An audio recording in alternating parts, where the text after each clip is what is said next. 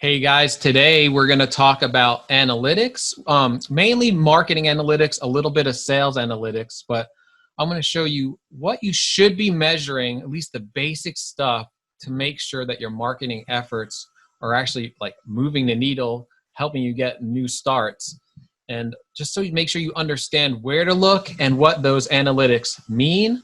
I think this will be really valuable to keep, whether if you're doing it, keep yourself accountable, or your team's doing it, keep them accountable, or if you outsource it to a marketing agency like us and they're not providing this to you, you know what you can ask for, because anyone that you're hiring should give you some sort of report to let you know what they're doing and showing you that what they're doing is working. Of course, right? You're paying them to manage something for you. So let me share their screen. Let's start with the marketing funnel. Now, I did a talk going deep diving into this a little bit more in a past talk. I think it was the Google, and it was like understanding your ROI if you're getting return on investment in your marketing. And you can go to orthothrive.com and see that if you want to have a deeper understanding of the marketing funnel. But I wanted you to understand what we're trying to achieve with measuring these analytics. So first, we need to feed the funnel. So when you hear people talk about top of the funnel, that's getting people to go to your website, to go to your Facebook page, to go to the practice. You want to feed the top of the funnel. So you want as many strangers there as physically possible to be aware that you even exist. So we're going to talk about what you can do to make that happen. And then every time they get down through the funnel and they go through these stages, there's going to be people that keep going down the journey towards being a start, and there's going to be people who just leave and aren't interested. So these percentages, just as an example, are a percentage of people that they went from strangers, they didn't know who you were, now they know who you are, now they're interested in you, so 50% of those people are gone. Then out of those people that became a little bit interested, you got 3% of those people actually became leads, which means you can follow up with them. Then those leads, a certain percentage of them will become scheduled appointments, and then a certain percentage of the scheduled appointments will become starts. So we've turned strangers into actual starts, right? So each one of these has a percentage associated with it, and our goal as marketers is to get as many people into the top of the funnel for whatever budget we have available as physically possible. And we want to optimize these conversion numbers as much as possible because we've already paid for the people to get to the top of the funnel. So now how do we turn as many of those people as physically possible into new starts? So we want to measure activities that contribute to making these numbers better. So I just want to start quickly, and this is a whole presentation in and of itself. And we did talk about branding a lot in the touch points webinar. So I definitely advise you to look at that. If you haven't, that was a really good course that really explained branding as part of what we were talking about in touch points. So definitely check that out. So when I'm talking about foundation, today I'm going to just talk about two things that are super critical that I think you should at least take a look at before you start spending money on other marketing efforts. Because if you don't, and you have a poor foundation, and you start spending money on all of these other marketing efforts, what's going to happen is you're just going to spend way too much money to get too little results. You have to make sure that what you're doing, what all the marketing efforts you're doing are really working efficiently and effectively. Next is, so next I want to say is your logo helping you or hurting you? That's like the first thing I would look at. Really the first thing I would look at, if you look in the touch points conversation, is your overall branding, culture, values, etc. But let's say you have that figured out, or at least it's not, it's not hurting you. Visually speaking, your logo is one of the most important things that you should be paying attention to. So how do you know if your logo is hurting or helping you? You can ask me. You literally can just email me and I'll let you know. I'll have Rich, our brand guru, look at it and let you know and give you his opinion. But I understand we sell logos, so it's kind of like if you ask a surgeon what you need to help you get healthy, he's going to say you need surgery.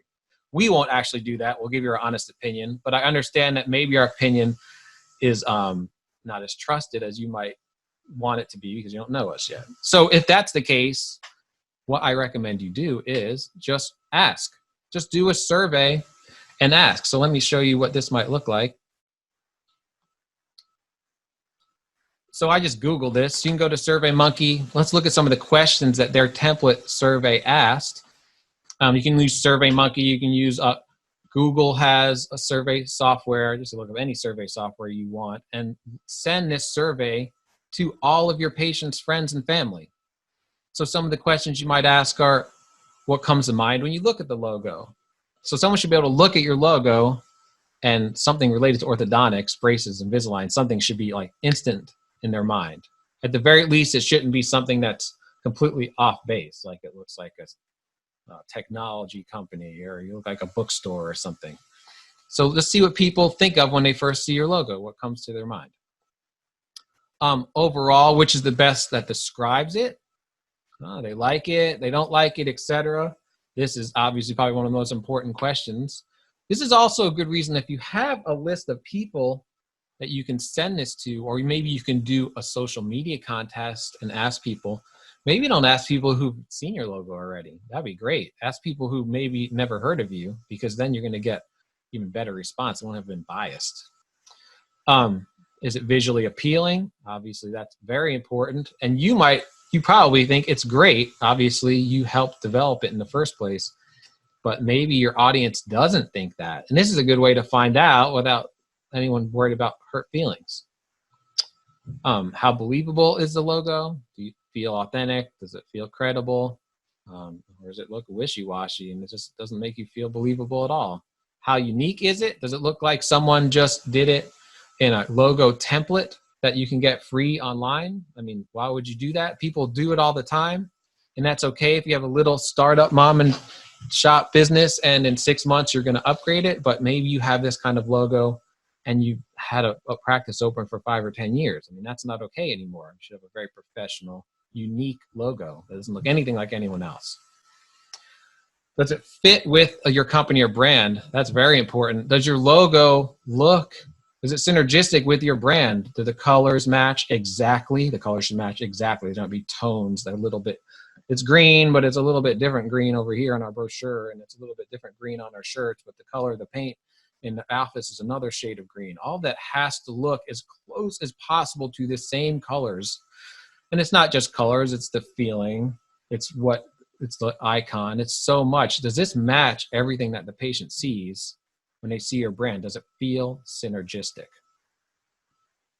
How visible do you think the logo would be in a specific market? So if someone just saw it, never seen it before, would it be real visible and obvious? Or would it just kind of blend in? Because you want to just stand out, right? You want to pop. You want strangers to look around. They see your logo. Oh, what is that? Let me check it out. Not, oh, it's just like in a wash, peanut butter wash everywhere. Okay, so how easily do you think the logo, let me just say that. Oh, how do you think the logo in a specific market and store, how do you think you could find it? Is it easy to find? Similar question. Easy to find. There's a good contrast. Does it just blend in? You don't ever want that. How relevant is a logo to your wants and needs? Does it make sense? Does it connect to your brand? Is it relevant to who you are and what you're about? And just asking other people, they might be like, yeah, of course it's relevant. And hopefully that's what happens. But maybe a ton of people say it's not at all relevant. It doesn't make any sense. I don't understand how it's connected to orthodontic practice. That would be extremely valuable information for you to know. All right, if the product were available today, how likely would you be to buy based on the logo? So the logo is not going to cause anyone to just, I mean, you're not Coca-Cola, but it's not going to cause someone to buy from you. But at the very least, it shouldn't detract them from doing it, and it should at least pique their interest enough to learn a little bit more. It should feel very professional, very credible. The color should feel good to them. Just the emotions they get from looking at it should be positive. All right, so do you have a good logo? Use some sort of survey. That's my suggestion. I would even do this in general. Even if you think it's totally amazing, just do this sometime this year just to make sure. Just do a little gut check. Make sure the logo is good because it's so fundamental. All right, so ask. That's what my suggestion is for logo. Next is, do you need a new website? Now, I can tell you just from experience that for some reason, 77, I would say 75% of you need a new website. I don't know why the quality of orthodontic websites is so low. I wish it wasn't, but I make websites, so I guess that's good for me. But it's very important to have a very good website, especially with these direct consumer giants coming in the world who everything is just totally on point. Like, if you don't have a great website, at least a good professional website, you're just starting off behind the ball. So how do you know if you need a good one? First, people are telling you it takes forever to load, or you notice it takes forever to load. That is extremely important. If your website takes a long time to load, people are going to just bounce off of it and they're just going to leave and never go back to it again because it had the bad experience started right on the onset. Also, Google is going to hurt you a lot in SEO because Google really wants your website to load fast, not just on a desktop, but on the phone. And actually, the phone is the priority now. So it has to be very light and load very quickly. Next, it's got a high bounce rate. I'll show you how to find that out. But if your website has a high bounce rate, that's a sign there's something going on. The intent of the visitor is not being matched when they go to your website. So you really need to address that. This is especially important if you're paying for all those people to get to the top of the funnel. You've already paid for those visitors, and you have a whole bunch of people just leaving the website before they even give you a chance because something's wrong. It looks like it was made in the early 2000s. I can't even believe I'm saying that. It doesn't even seem that long ago, but it is 20 years ago now. I mean, does your site look, I was going to say 90s, but it's just showing that how old I am. Does your site look outdated? I mean, honestly, like, that's very important that it doesn't, because things are changing so quickly. And a lot of your target market is going to be millennials and kids, you know? You don't want to look like the old school place that isn't innovative and doing new stuff and modern, and you don't want to have that part of your brand perception. That doesn't mean if you've been doing this for 30 years, 40 years, even 50 years, I'm not saying you don't have experience is bad. Of course, it's awesome, but you should show that you're up to date, you're innovative. Even if it's, to be more extreme, is it 3 years old? If your website is 3 years old, there's a 50-50 chance that it looks a little bit dated right now. That's at least an indicator. How long ago has it been since you updated it? It doesn't match anything else in your practice. It's the same thing with the logo. It isn't matching your brand. The colors match as exactly as physically possible. The fonts match all the fonts and all of your collateral. Does it feel the same way? Is your website like really dark, but everything in your practice is really light? When you look at your website, does it seem super technical, but your team is like really fun? Like those values, the culture, the look, the feel, all of that should match throughout your entire brand. You can't make changes yourself, or it's super hard to. You should, in our opinion, we build every site so that you can make as many changes as you want. If you mess something up, we fix it. We train you how to do it. But while you paid for it, why are you making it so that you can't make changes to your own website? And it's not easy. There's no reason that an orthodontic website should be hard to change. You're not running an e-commerce store. You're not a huge, gigantic conglomerate. You know, if you have less than 20 offices, you should have a very simple to use an update website, in our opinion. And plus, if you want to make something simple, why pay someone to make the change? Like, oh, I just want to change these 2 sentences. Let me go pay someone per hour to do that. Like, that's silly. Unless you just don't have the time to do it, it's fine. I'm happy to do that for you. All right. People get confused on navigating it. So they're going through your site, they're figuring out what they need to do, and they're totally confused. Don't be that person. Like, you want it to be easy to find everything you need to in the website, right? It's not converting traffic to leads very well. So if it's not converting traffic, that means you're paying for all the people that come to the top of the funnel and they're not turning into leads. So that's the whole point. I mean, that's at least half the point. The website should look like you, feel like you, make you feel credible, make people interested. But at the end of the day, you're trying to get people to call you, fill out schedule an appointment form, ask you a question, chat with you, whatever it is. You want them to convert to a lead so that you can actually turn that lead into a new start down the line, right? So if it's not converting, that's a huge issue. It doesn't look good on the phone. So if your website looks terrible on your mobile phone, I'll basically tell you to scrap the phone, the whole website, unless it's real easy to change and they can make it responsive and look good. The phone is actually the priority. It's actually better if it looks good on the phone and bad on the desktop if you had to choose between the lesser of two evils, I suppose.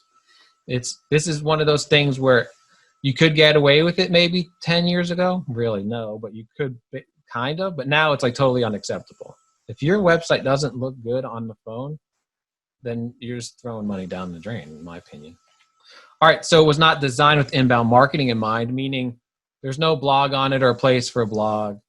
There's no place to put videos or no place to put an ebook if you made it. It's just not designed to put really great content that speaks to your audience anywhere. It's just not going to fit. It wasn't designed to accept that type of thing. There's no places to put call to actions. If it wasn't designed so that you can have an inbound marketing strategy, then you're not going to be able to implement an inbound marketing strategy, right? And in my opinion, you need to. That's how you get good traffic to your site. Anyway, so these are just signs. Let's start with that you might consider needing a new website. All right, let's get past that. Just help you answer the question, is it slow? So let's find that out. Let's show you where to go. All you do is type your website in here, and it'll let you know if it's slow. Let's put AAO's website in there.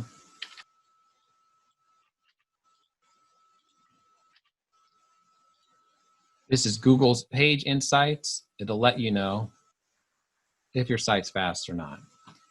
Google Analytics also has this, a bunch of other places to figure it out. Look at that.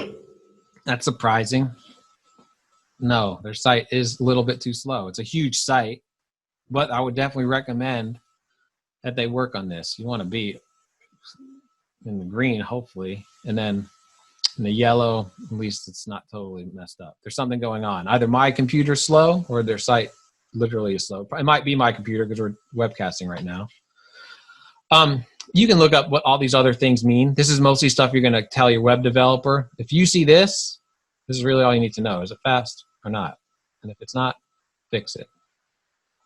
All right. Next. How is SEO on the site? So let me just show you this. I suggest you go to ubersuggest.com, Neil Patel's site. The free version is going to tell you everything you need to know. But just put your website. I already put AO in there because it takes about 10 minutes to analyze it. I don't want to make you wait for that. So they have a great overall score. This doesn't always tell you the picture, but it's giving you an indication. They have a ton of organic traffic. That's not going to be exact, but it's going to give you a sense. You can put your competitors in here, by the way. Our SEO presentation talked more in depth of how to use this website. We have some organic keywords working for you. Obviously, they have a ton of them, but you should have a good number of them, more than 10, maybe 100, maybe more. How many backlinks do you have? Are the backlinks actually good backlinks? The critical errors, now I'm actually really surprised they have this many, but their site is so huge, I get it. These are things that we absolutely need to look at to fix on-page SEO. So it says they have no sitemap XML. I found this often to be wrong, by the way, but find out if you do. You should always have a sitemap, an XML file on your site. Low word count on your pages, that you see that a lot. A lot of pages could have a lot more text in them if you want them to rank. Now you're gonna have some pages that inherently are just not gonna have a lot of text, like your smile gallery, for instance. But in a brochure site, which is what I'll call most orthodontic sites, all your pages should have, unless it's just totally gonna ruin the look of it, a good bit of text on them. you know, at least 500 words. I'd actually look that up, put the ideal amount of words, but it's one of those things that are really going to affect your SEO. Duplicate meta descriptions, that's actually code inside the page. You should have different ones for every single page. I'm actually really surprised they have that as a problem. Duplicate title tags, more metadata. Takes a long time to load. That's really where the majority of their issues are. But you put your site in here, it's going to tell you, hey, this is what I'm seeing on the site. And if you have someone working on your SEO, you can tell them, hey, fix these things. Or tell me why they don't need to be fixed. Because sometimes this isn't always perfect. It's a computer, right? And then you can also look at backlinks. I won't go through too much with this site, but you can actually look at some of the backlinks. Make sure if someone, by the way, if you've hired someone to give you good backlinks, and that's part of their SEO service, make sure they're actually legitimate. They make sense. Like these make sense. Like go to them. Because if you have really bad quality backlinks, if their page score of those backlinks or the domain score of those backlinks is really low, that's a problem. Like if they're really bad and totally unrelated, it's actually hurting your SEO. So I suggest using this site. It's a good site to use. And then what does your Google Analytics have to say? So let's just dive a little bit into it. I'm just gonna go over the main things that I look for when I'm doing analytics. And I'm gonna use a nonprofit that I volunteer for to look at their data. So I just want you to understand like what these things mean. Don't worry about what the actual data says. So first I usually go to the audience, the overview. So this is looking at last month. So first, users, how many people went to the site, like separate, and the computer's looking at IP addresses, so how many devices went to the site, more or less. Sometimes it knows both, but let's just say those are people that came to your website. How many of them were new? So you can see the majority of this site, the majority of visitors are new people. That's awesome. That's generally what you would expect, unless you have a ton of content that just brings people back, like you're a newspaper or something, right? A session is someone going to the site and spending time there. So the difference between users and sessions means some of these users went to the site more than once. So they had more than one session. So these are visits to the site where they're there long enough to actually do something on the site. So then the sessions per user. So if you divided this by this number, you should get this number. On average, how many times did a user go to your site that in this month of March? How many page views? Now, when you go to a site, you're going to see more than one page most of the time. So total page views for all of these users, this is 2,200. So during a session, like an average session of a user coming to your site, they looked at 2.68 pages per site. The higher this number, the better. This is also why we want a lot of content on the site. We want people on the site for as long as possible. And speaking of that, what is the average session duration? How long were they on the site on that in average? We want this to be at least 2 minutes if possible, because anything less than like 30 seconds is really not a great number, because what were they really doing in 30 seconds? Unless they were just there to check your address. That does happen a lot. They went to the site to see where you are. They clicked to go to the practice. And then bounce rate. This site has a problem with bounce rate. It's 59%. Anything over 40%, I'd say, is a problem. I still like to get them below 25% if at all possible. So next thing I generally look at, and not all the time, but look at the location. Like where's this traffic coming from?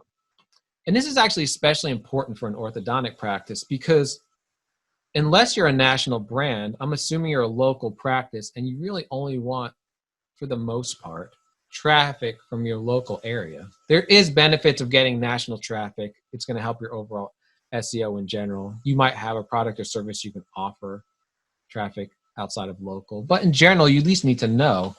So it'll start by country, and then you just keep clicking down. You just keep digging into it. Okay, I'm in South Carolina, that's where this nonprofit is. But if you're thinking about also, maybe I'm going to open another office, this is really good data, because this is help prioritize where you should do it, by the way. So South Carolina, and then it can go down into the city. This is really important information. You want to make sure, especially if you're paying someone, that they're sending you traffic. It's actually, it's a practical and likely impossible for them to actually go to your practice. People aren't going to drive, for the most part, multiple hours, 2-3 hours. The one of our practice, we do have people do that because we have extremely aggressive offers. So that does happen, by the way.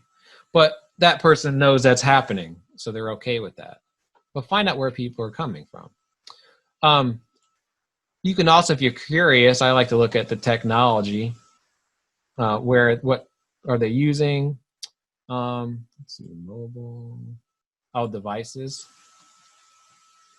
What kind of devices are people using? Because some places, like I would guess, Southern California, you're gonna have a high number of Apple users versus Android users. That's a different demographic. That's part of your buyer persona when you're putting it together. If you know that, you can do campaigns that are more likely to attract that type of user, right? Then we go to acquisitions, go to overview. So where are the people coming from, kind of in general? Where buckets can we put them in? So here, direct is they typed it in directly, and I'm oversimplifying this. Or Google is not really sure, so they kind of put them in that direct bucket. That's, after reading a lot about it, that's basically the conclusion I came to. But at least you know they have to go somewhere, so they're in the direct bucket. Organic search, they're on Google or Bing or whatever. They typed orthodontist near me or some keyword related to your practice. They found you, they went to the site. Social should be literally Facebook, Instagram, TikTok, Pinterest, whatever. Paid is Google Ads is the traditional one. That's paid search. And referral, they came from another site, like the AO site, had a link to your site, and it came to your site. You're generally not going to have a ton of referral traffic, but if you work it, you actually can this can move the needle. So this is going to tell you in general where people came from. I look at the channels, the same data, but it's also going to tell you new users, how many sessions, the bounce rate. If you see paid search has a really high bounce rate, there's something wrong with the campaign, right? It's attracting the wrong person because they're seeing the ad, they expect to see something when they click it, and they're not seeing it at all. So that's a huge issue. Actually, this site, I would say, is experiencing that issue. We need to take a look at the ads. The bounce rate for a paid should actually be really, really low because you're specifically targeting a certain person, and you're telling them you have a very specific solution. So your bounce rate on paid should be very, very low, in my opinion. Same in organic. We actually need to look at this site because we need to fix some of these bounce rate issues. Though this particular brand is very difficult, they offer just so many different wide variety of things that it's going to be hard to get these down too far. But for an orthodontic practice, organic search should be very low, direct should be pretty low. You should be able to get most of these very low because people should be getting what they expect, right? And I like the sources medium report. It kind of digs farther down into that data. And it'll say, like, we get a lot of meetup people. You'll see specific social media campaigns from Facebook. It doesn't say just social, Yahoo, etc. It'll give you an even better idea of where people are coming from before they go to your site. Next is behavior. And now you can look at all of these, and there's hours of training, but I'm showing you the top level things that I think are important for an orthodontic practice. This is one of the more important ones you want to look at. So pages, what pages, and you can increase the number that's seen on this screen. What are the top pages people are going to when they go to your site? When you see this just slash, it's the home page. For an orthodontic practice, the top 3 are generally going to be home page, meet the doctor, or meet the team. The contact page should be very high up in there because that's your main converting page. Schedule an appointment should be high up there if at all possible. How much your financing page, how much the Invisalign or braces cost, or just your financing options, that'll often be a very high page. And then You also, if you have a very good blog, if you've been doing blogging for a while and it's being done at a high level, being done well, it has information that people actually care about, you'll start seeing where it says, for instance, blog, assuming that you have your domain, your URL is configured this way, you'll start seeing blog come up. Sometimes a blog will eclipse the homepage because it just hit and it's getting viral. That's a good sign that you're getting a lot of traffic you wouldn't normally get. Now, granted, that's not always going to be local traffic, but a lot of it is going to be, and you can check that in geo. But that's a great way to start getting a lot of social, organic traffic that you're not necessarily paying for. You paid to get the blog done, or someone in the office did it, and you paid for it one way or the other. It's there, and now it's serving you, and it keeps serving you like a little soldier, right? And then conversions, there's not a lot of conversions going on in this site, but there is, at least I'll show you how it works. Conversions are when someone's calling you, filling out a form, they're doing something. It depends how you set it up in your Google Analytics. But how you can see how many conversions you got. You can assign a value to them if you want. They'll give you a conversion rate, like what percentage of visitors actually converted and did whatever action I've defined and told Google is the action I care about. This is one of the most important pieces of information in Google Analytics. So if you have this Google Analytics set up properly and the conversions being measured properly, you can see how much of that traffic did an action that I care about enough to call it a conversion action. They called me, they filled out a schedule an appointment form, whatever it is. It can't measure everything, but it can get pretty sophisticated that it can get that trigger and put it in your Google Analytics. All right, so enough of that. That is some of the main stuff I suggest you look at for your Google Analytics. And then what does your Google Ads have to say? I'll just talk about the main overview page that I think you should look at. So first of all, you need to actually have access to this. If you don't have access to your Google Ads account right now, you need to get it. I'm assuming you're running Google Ads. But any marketing firm that you work with should not be running Google Ads on their account. They should be running it on your account. And if they're not, then they need to fix that. And if they might be doing it, but you don't have access to it, or you don't know which Gmail account it's associated with. But it's as simple as that. So your Google Ads account is going to have users. Your Gmail account, whatever one that you want to be associated with this, should be one of the administrative owner users with the most power. So all you need to do is log into that Google account and then just type in another tab, Google Ads, and click through, and you'll get to your Google Ads account. As long as you know which one it is, all you need to be is logged into that Google account and then Google Ads and go to it, and you'll find it. All right, so assuming you can do that, these are the things that I generally care about. First, clicks. How many clicks did we get? You can choose in the top corner here. You'll see you can choose a period of time. You can look last 6 months, this month, last month, whatever. How many conversions did we get? So this could be this actually can be tied into your Google Analytics. So those are measuring the same conversions, but it's calls, form entries, going to a certain page, whatever you care about as your conversion. How much did each one of those conversion actions cost you? That's extremely important. This is a number from one of our clients that's an orthodontist. It should be in this range, in my opinion, or less.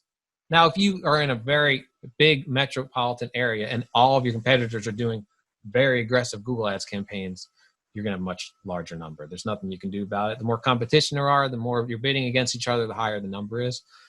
But this also could be high just because whoever's running it doesn't know what they're doing and they're just not focusing on this, or your bidding strategy isn't focused on lowering your conversions. And then what's your conversion rate? 12%. Great conversion rate should be at least over 2%. I mean, anything over 3% is great, in my opinion. It's just depending on where you are, what you're offering. But these are metrics that you should really pay attention to in your Google Ads. At least look at them and ask whoever's doing it questions and have them explain why they're good or bad. Just the fact that you're looking at it and asking questions about it once a month is going to make sure whoever's working on it, it's going to kind of have a feedback effect where they just do a better job because they know you're paying attention to it.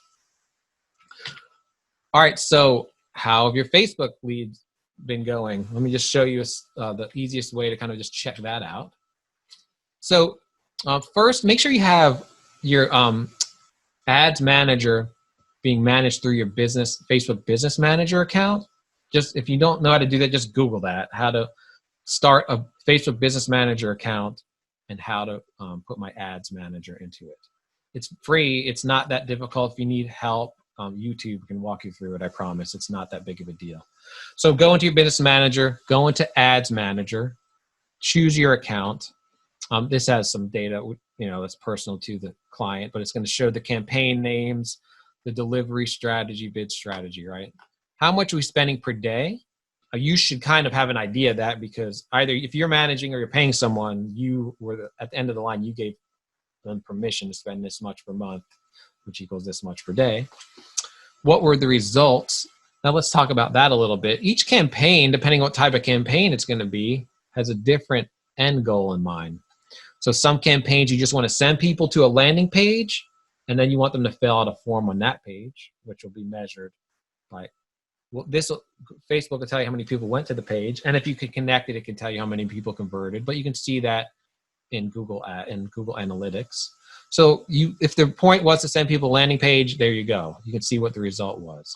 Facebook leads, that means it was a Facebook leads ad, and they stayed on Facebook, they gave the information, and then that lead went somewhere into hopefully your CRM, not just an email, went some organized place, and you created a new lead that you can now try to turn into a start. Or you just want them to click on a link, and you want them to just go somewhere, that whatever your link went to, and that was the point of it. So how many people did it reach? It's kind of like the users. How many impressions? So one person is going to see the ad several times, which is good. That's how advertising works. The more times they see you without it getting annoying, the better. And then this is one of the most important ones. What was the cost per that result? So I wanted landing page views. It cost me almost $3. I wanted Facebook leads. It cost $1 per lead, which, by the way, is fantastic, because that's a lead. That's not just someone looking at the landing page. You actually captured their data. That's a very aggressive campaign that we know that we are very good at doing. So you want to know, what was the cost to get the result? If you look at here, this was $99 to get a landing page view. That was a fail. That ad for some reason was not working at all, so it was shut off. We hit the 99, we shut it off, and we'll never use that ad again. But this is why you pay attention to this stuff. You need to make sure, and who's managing your account should be looking at this. So they're just throwing money away, right? We have to make it up. And we fixed it, $6.16. Good landing page view. But probably this promotion was not causing people to act, so maybe we don't do that promotion next year. We learned a lesson. And of course, how much was your spend? You should know what it is, but it's good to check it. So this is going to give you an idea if your Facebook ad account is healthy. All right, so how many new leads did you get? This is a screenshot of a HubSpot dashboard. HubSpot is our CRM and the marketing automation, marketing software that we recommend people use. It's contacts. Contacts should be a lead if you're doing your marketing properly. So at least that'll give you an overall view. Did we create 0 new contacts this month? Did we create 10, 20, 50, 100, 300, whatever it was? Just have your hand on the pulse of that. So that's like a basic indicator of how well that marketing campaign is doing, right? How many leads is it generating? Where did those leads come from? HubSpot does a good way of kind of figuring all this data out. This is one of the harder things to measure, by the way, but you can get all the data from the separate campaigns, put it in an Excel, and also figure it out. But I suggest you use actual data instead of, and I'm not saying you don't ask people where they heard from you, but inherently they don't really know. And they'll just tell you, and even if they're really sure, they're often wrong. It's just this weird human nature thing. I don't get it, but the data is actually the authority. So when you know this, you can say where you want to put more of your money. Oh, paid search isn't producing as much as I want. What can I do to fix that? Maybe our SEO isn't producing as much as I want. Though this is actual contacts, so these actually are very good numbers. direct traffic, this is a crazy number. What's going on here? I can tell you that this was an example of a very aggressive Facebook campaign that HubSpot was labeling as direct traffic. But I know that because we're close to the data. But at the very least, if you don't know that, hey, what is this? Ask your marketing, what is this? What's doing so well here? How can we do that again? Are your email marketing efforts creating new leads, and you're getting some referrals? These are generally the buckets you're going to be using. These are the levers you can pull to get new leads, right? And then when I said leads, I wasn't talking about, for the most part, calls from your website there. That particular metric was looking more at form submissions. So if you have some call tracking software, you can actually see more or less where your call's coming from. Was it from your SEO efforts, organic, Google organic? Were they just directly calling you, or they're in that bucket where they're not necessarily sure? Google ads should always be a place, one of the top 3, I would say, places, reasons people are calling you, sources for calls. This is actually us doing outbound calls. We do a lot of that. And I want to just show you, this is actually my business card. If I give you my business card and you call that number, that's a tracking number, and I know that you found me from my business card. But this could also be a number in a billboard, on a specific print marketing, on a postcard that you send out to 10,000 people to help measure postcard performance. You can use tracking numbers offline and help you measure a traditional effort. This is measuring how often I network. I don't really network all that much, and I probably should a lot more. Are we missing a bunch of calls? In this example, we have 8% missed calls. That, in my opinion, is a lot of missed calls. So if your office has 8% missed calls, you should deep dive into why. I mean, is everyone taking lunch at the same time? Do we just get a bunch of telemarketer calls and we just don't answer them? If that's okay, and you know that's absolutely the reason, then maybe you're okay with that. But you definitely want to make sure you're measuring this. And then when are they?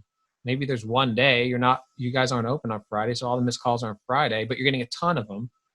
Maybe we should hire someone like Ruby to answer the phone on those days. So at very least, they're getting an answer, not going straight to voicemail, because that's not a good experience for a potential patient, right?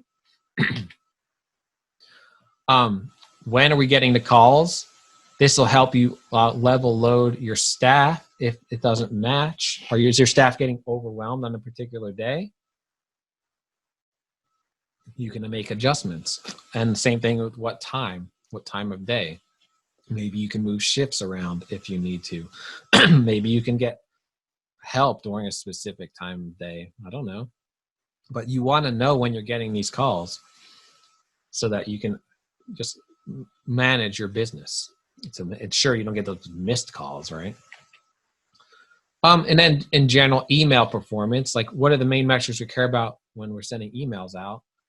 Of course, how many were sent, that's generally just a good thing to know. That's a send is a person specifically getting your email. So if you sent 3 different email campaigns that month, and you had 1,000 recipients, you had 3,000 sends, right? What was the open rate? I was just looking it up. Healthcare in general, open rate average is about 17%. So if you have a poor open rate, why? You need to investigate that. Usually the reason is a really bad subject line, but have you been sending really uninteresting emails so people just ignore you now? It's a sign of how engaged is your audience. What is the content interesting to people that's in the email?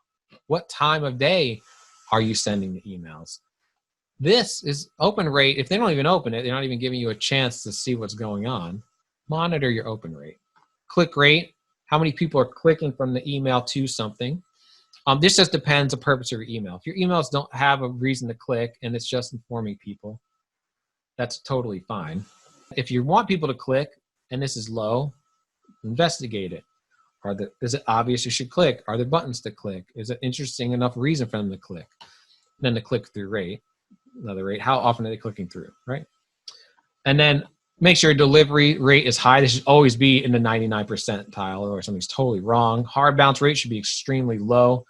That's like how many emails it's being sent to that just where the wrong email didn't work and it bounced right back. How many people are unsubscribing? Don't freak out about unsubscribes, but this should stay low. If you're having a very high unsubscribe rate, you're sending emails too often, they're not relevant, you're doing something that's not making people happy. So you need to adjust that. And the spam rate should be close to zero, if not zero every time, especially for an orthodontic practice. You're sending it to patients and leads who showed interest in you. You shouldn't have any spam rate. And Ron is also asking, what's the usual cost for a Google ad campaign for one person office? Assuming you mean one doctor office. So I tell clients the absolute minimum for the budget, not the management fee, is $500. But I really recommend you start with $1,000 a month. And I'm not sure why that's a surprise to a lot of people, but you really just need to do the math. What's your cost per click? How many clicks do I want? And then how much does it cost to get that many clicks? If you want 100 clicks, and 100 is probably the minimum you want, and it costs you $2 a click, it's $200, costs $3 a click, it's $300. But I suggest you start at $1,000 a month, in my opinion, as long as you feel like the person that's doing it knows what they're doing and not going to throw the money away. Because if it's doing well, you're definitely going to get that back. Absolutely. All right, when you're measuring social media performance, this is a screenshot of Pinterest, but let's just talk about it in general. Impressions are people just seeing your post or whatever it is. That's an eyeball met your post on social media. It was seen by someone. They might have been scrolling through. That doesn't mean they interacted with it at all. It just means it went past their eyes at some point, right? For Pinterest, I'll show you the total audience, how many people were checking, saw you. Engagements. Now, engagements is generally the most important metric for social media. So for Pinterest, people will click on a pin. They'll do the close-up. That's an engagement. They'll save it. For Instagram, they like, comment. Facebook, like each social medias have maybe slightly different definitions of engagement, but it means literally someone engaged with your content. They did something to interact with it. They didn't just, it wasn't just an impression where they saw it and nothing happened. It caught their eye, they acted. That's really the main metric you care about for social media, where people are being engaged. Now, of course, you want your audience to get higher, but people used to think that's the most important thing. It really isn't. If you have 10,000 Facebook likes, but your engagement is like pitiful, maybe because you paid for those likes, which you should never, ever do, by the way, then your social media performance is bad. If you only have 500 likes, but you have really high engagement, your social media is good, because that's the whole point of social media. You want people to engage with your brand and start liking, build that relationship, build that brand perception. The whole point of social media is to get engagement. I just took a screenshot of a while back for Dr. Milner. If you saw that, check that interview out if you didn't already. But if someone's managing your social media, and even if you're doing this in-house, I recommend at minimum have them produce this slide or something like it every month. Hold them accountable, even if this is someone in your office, especially actually to someone in your office.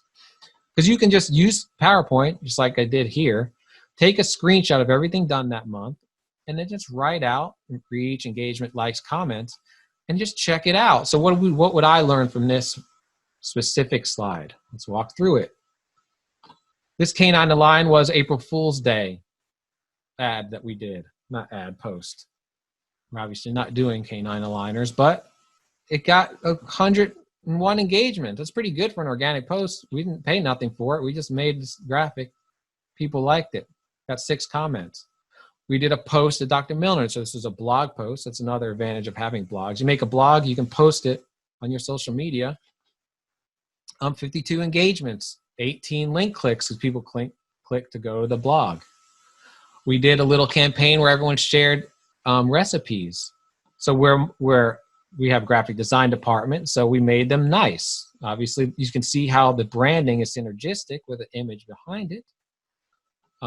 I suggest you at least make an attempt to do that if you're having a campaign. You can use Canva. It doesn't have to be super fancy, but don't make it look super cookie cutter. But you can see people cared about it. Not huge engagements, but you add them all together, it did pretty well. Another blog. This is actually a post about one of the staff. Look at that, 112 engagements. People love posts about the staff or directly from the staff. Love video even more. When we're talking actually about the staff, and it's almost like they're part of the family. People love that.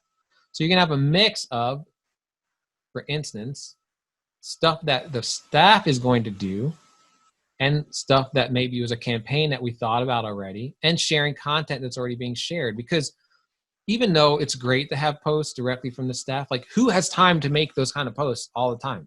You need to either get some help or build posts that you can do ahead of time and then schedule them to come out. So some of them, and they should never be cookie cutter, meaning 10 or 20 or 100 other orthodontists also got the same post. Now, if it's that or nothing, do that. Because you can't have nothing happening on your social media. It makes you look like the practice is dead. But just be careful. Like, we make sure our posts are custom. You know, we might have branded them and they're using stock photography, but no one else is going to have this on their social media. You're going to see this twice. But a good mix of a branded post, sharing content, authentic stuff that's going on in the office, videos, pictures, etc. You're going to get some a lot of engagement with those type of posts, a lot of interaction, and that's what you want. And generally, the more posts, the better. You don't want to go crazy and overwhelm people, but you also don't want to do just one post a week. Like that's way too little for social media to be effective, right? And then trend it. This is specifically for Pinterest. I just put some dummy numbers in there, but for Pinterest, the engagement metrics that matter: saves, close-up impressions, link clicks. Actually, impressions isn't engagement, but it's in there. Put it in a simple bar chart in Excel. I love Excel. This is actually very easy to do. And just have someone post it, because you want to see, assuming you're spending money and time on this, an increase in these numbers. If you've been doing it for a very long time, it might get to a point at which it's not growing very much, but you also want to make sure it doesn't dip down all of a sudden, or if it did, you know why it did. Like there's some sort of pandemic going on, for instance. But when you trend data, you're taking that snapshot from the other type of data and you're seeing how it's doing over time. You can do this with your Google Ads performance as well. Any type of performance you care about, you can trend it and see if the trend is going the way you want it to go. Next, this is one of my favorite charts. And if you guys want a template of this, let me know, because I love this chart. I'm actually going to show you the Excel sheet behind it. I put in some fake numbers for you, but let me tell you what it's showing. So you can do this chart showing the actual starts for traditional braces, actual starts for custom, actual starts for Invisalign. What was our prior year total? This is specific one's private starts, because that's non-Medicare. You can choose whatever you want to put there, but we care about the private starts in general. What was our goal? So we're setting a goal that we want to try to reach this year. Just the act of setting the goal is going to help you reach it, by the way. Meaning that's just like one of those, another human nature thing. What's the difference between what we actually accomplished and what the forecast was? Did we exceed it, meet it, not exceed it? I mean, not meet it. The actual versus the prior year. So one is compared to the forecast, the other is compared to the prior year. So we have growth over the year.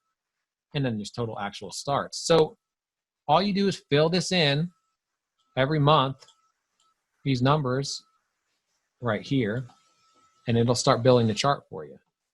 And I made here, if you want to have a percentage goal, like I want to increase private starts or starts in general 15%, you just plug it in here.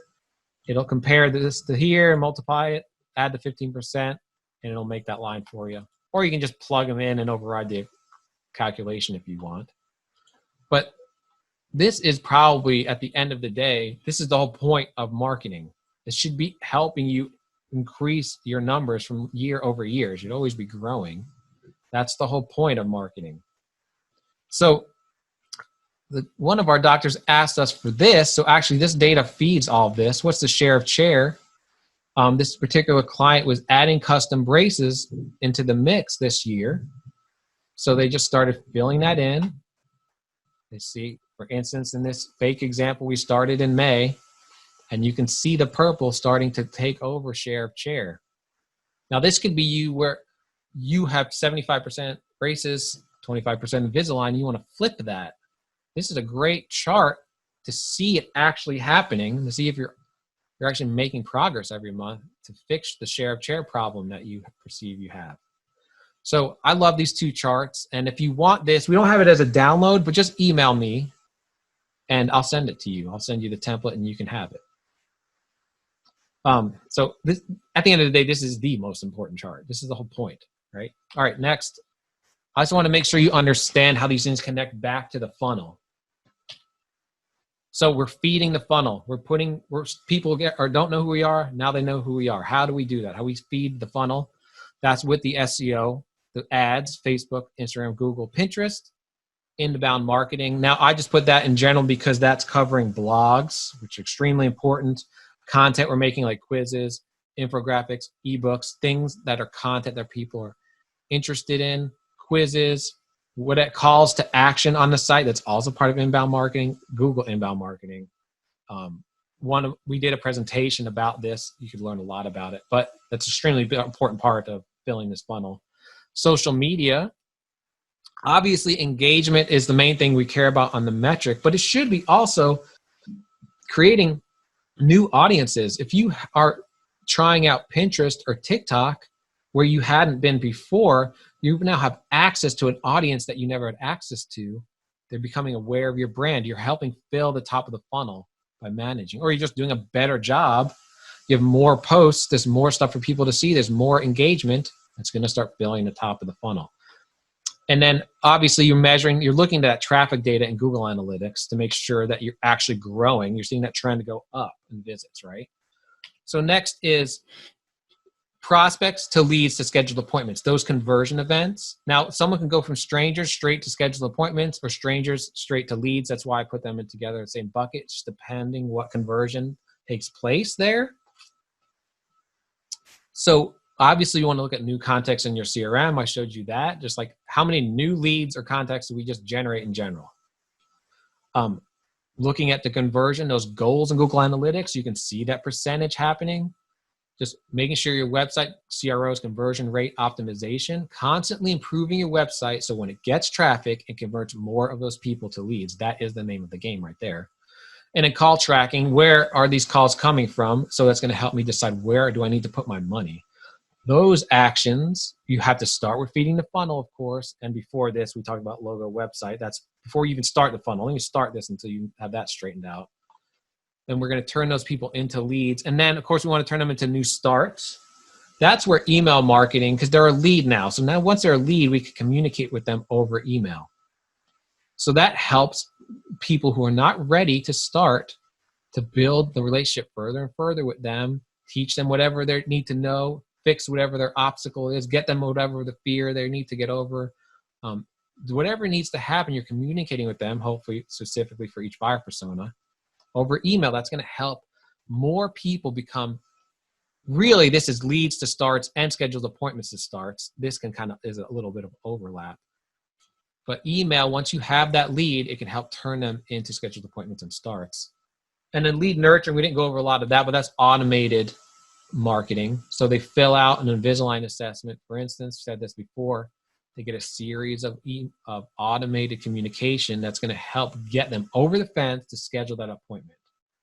And then just measure your sales team. We didn't have a metric for this, but this is what you care about. Your sales team might just be your coordinators on your team. It might be someone you're outsourcing, whatever it is. Measure their performance. Figure out what KPIs you care about. Is it how many calls are made per month? How many of those calls turn into scheduled appointments? Figure that out. Find out the best way to measure it and start measuring it. Because the performance of your sales team, you could bring everyone right. You know, you bring the horse to water, but if it fails right when someone interacts with them, then you just wasted all that money. So in general, this is how all of these tactics are going to equal new starts. This is how you're going to create an orthodontic sales engine. This is why we named our company Ortho Sales Engine. So you're going to create a process that works for you all the time is consistently putting new people in the funnel and creating new starts at the end. I hope that you guys got some value out of this presentation. If you want to ask me any questions, just email me, richard@orthosalesengine.com. Again, you can email me at richard@orthosalesengine.com anytime. Thanks for participating, and I'll see you soon.